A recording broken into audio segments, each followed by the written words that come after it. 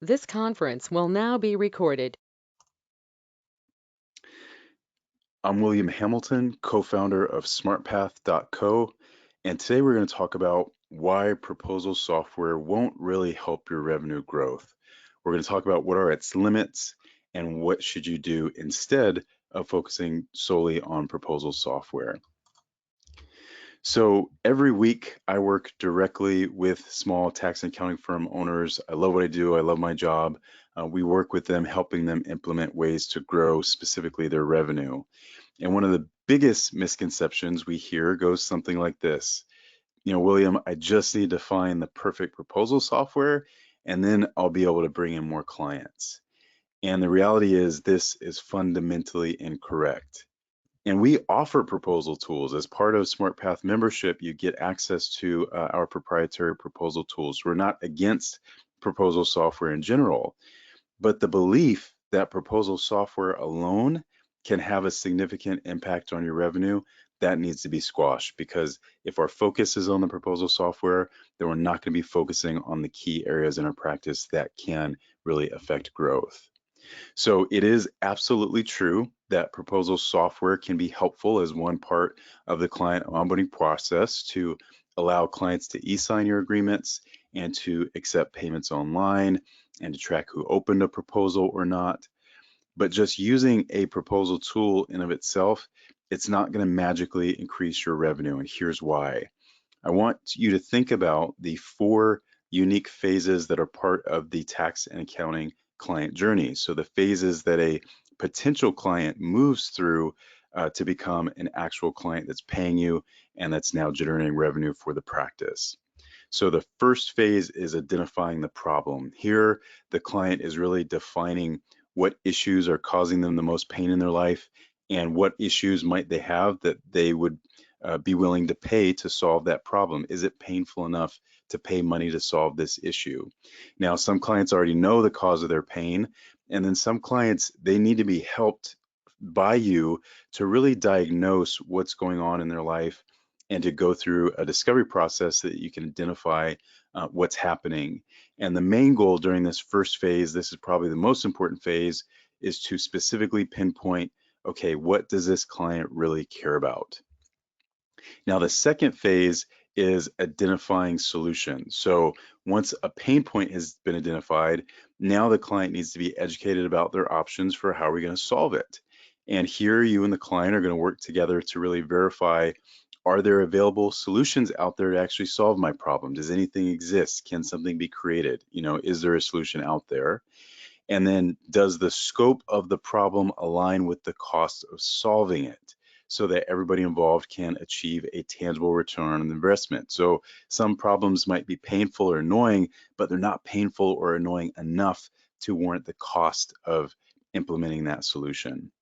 And then the last question that you need to ask in the second phase of identifying solutions is working together to solve this problem. You engaging my practice, you working in my, with my firm, is that a possible solution?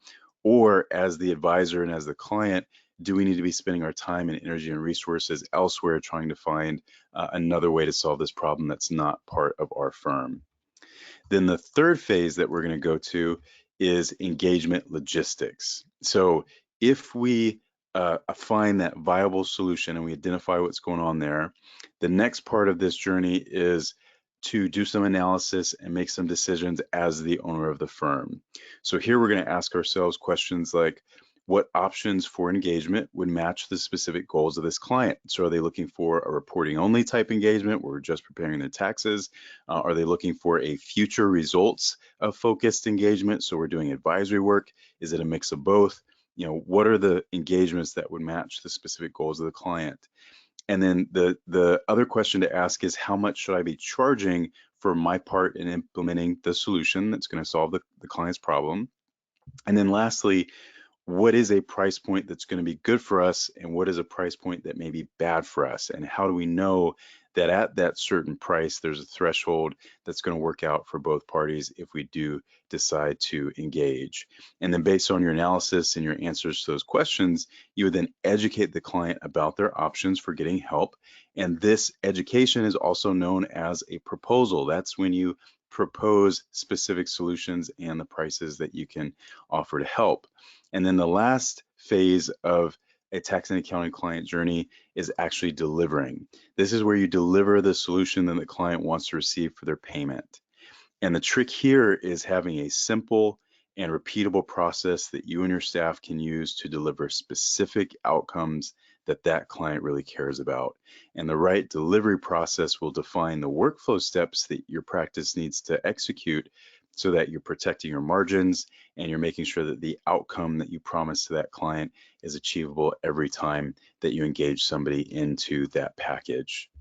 So when you reflect on that specific 4-phase process that a tax and accounting client goes through, proposal software can help with collecting the payment and collecting the signature and everything that you see there. And we talked about in phase 3, the engagement logistics. That's where it's going to be helpful. However, it's not going to help you identify the real problems that your clients care about most through an expert discovery process. That whole first phase that's so important, proposal software is not going to help you with that. It's also not going to help you identify the right solutions and how to get the client to say yes to choosing you as a possible solution. So that whole second phase. It's also not going to help you identify the right price point for the different potential solutions. Maybe you can store your price points inside of a software, but how do you know that's the right price point? How do you know it's the right price point for that client? That whole third phase. And then lastly, it's not going to help you deliver the solutions with the right workflow. So after someone says yes to a proposal, we still got to do the work, right? We still have to check through the list. We still have to do the right things in the right order that are going to protect your margins and actually provide that value. So growing your revenue quickly and sustainably only happens when you increase the overall number of clients that say yes to your solutions and to your price points, and they say yes to working with you.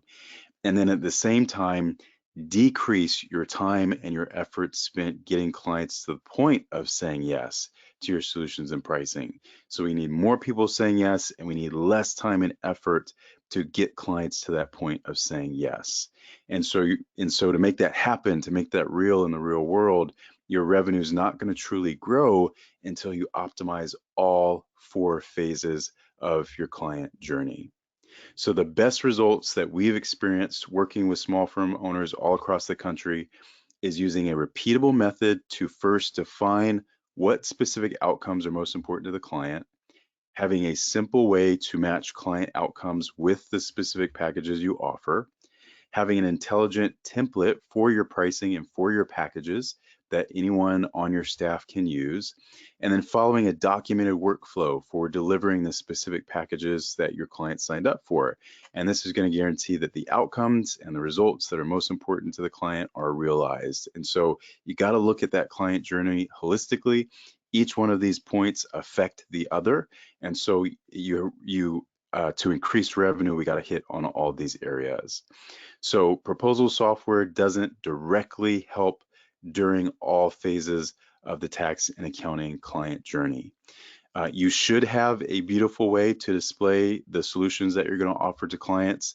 It should be easy for clients to e-sign their agreements with you and pay you online, but those features alone, they're not enough to truly grow your revenue.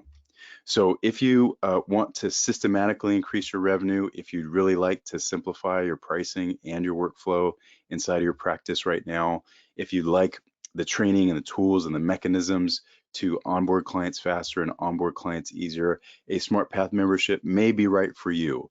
So we'd love for you to visit the website, smartpath.co.